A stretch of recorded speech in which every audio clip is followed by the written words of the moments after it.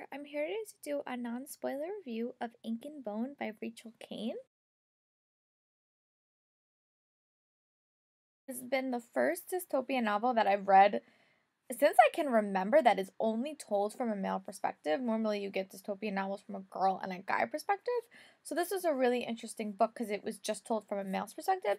Followed this character named Jess, and the world building was a little bit confusing for me, so I'm not sure if it's like told in the past or it's told in the present or in the future. Really wasn't clear, but it's definitely a dystopian world. I'm gonna say it's the future, but still not totally sure. It wasn't super clear. And in this society, you can't own real books. You can own copies of books, but you can't own real books. And the Great Library is the governing body, and they're kind of the keepers of all the knowledge. And the main character, Jess, his family runs a smuggling operation, so they get books for people and they smuggle them. And Jess loves books, loves reading, and that is very opposite of what his family is. His family just does it for the money, and Jess really, really loves it. So Jess's father comes up with a plan that they're going to use Jess as a spy, and they're going to send him to be a scholar in the library. And basically Jess goes through all these trainings to be able to become a librarian scholar, and that's where he meets all these other acolytes, and they kind of have a bunch of adventures, and it turns into a very, very dangerous, scary mission, because there are a lot of influences out trying to take down these kids and eventually the world.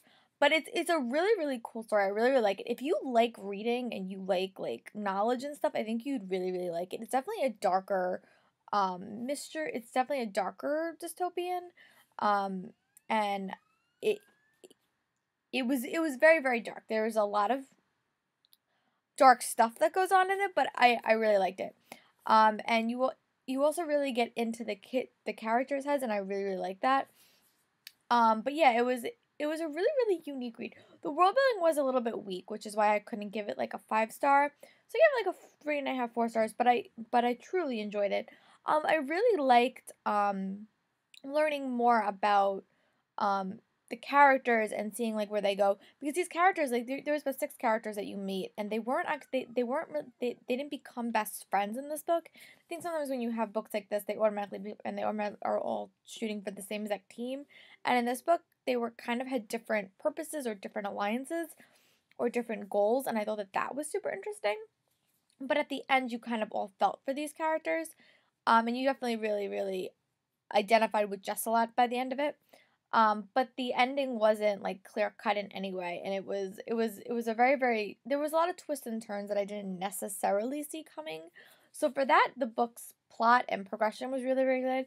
I just wanted a little bit more world building and a little bit more clarity about the world. But I really did like the character of Jess. I think sometimes when you get these dystopian novels, you kind of don't really appreciate the main character all that much. But I really, really liked him, and I liked the diversity of the characters we got in this, especially race and ethnicity.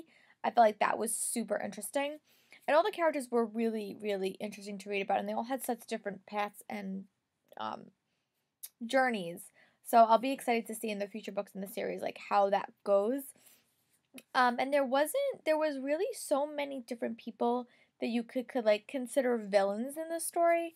So I'd be interesting to see like who becomes the real villain, because there are a lot of different um possible villains in the story. I really also like this book because like every like there would be like a chapter or a few chapters, and then after that chapter there would be a section from like the Great Library, which had documents that were like explaining the story through like covert means, especially talking about the auras, which is a group of like people that can like see the future. So I really, really like that. I like books that have like material that it tries to enhance them, because I think it's super interesting, because the book is really told from Jess's perspective. So with these pieces of information or these documents that you read, you really get to see the whole world of the book, and it made it super interesting. And I hope it continues that and we get more about that in the future. But I hope maybe we get to see another perspective in subsequent books, maybe someone that's like not this character, or maybe to get another character, but it was a very, very strong book. If you like reading, I highly, highly recommend it. As always, check out my Goodreads below, my Book Clicks blog, my Twitter, and my Facebook page.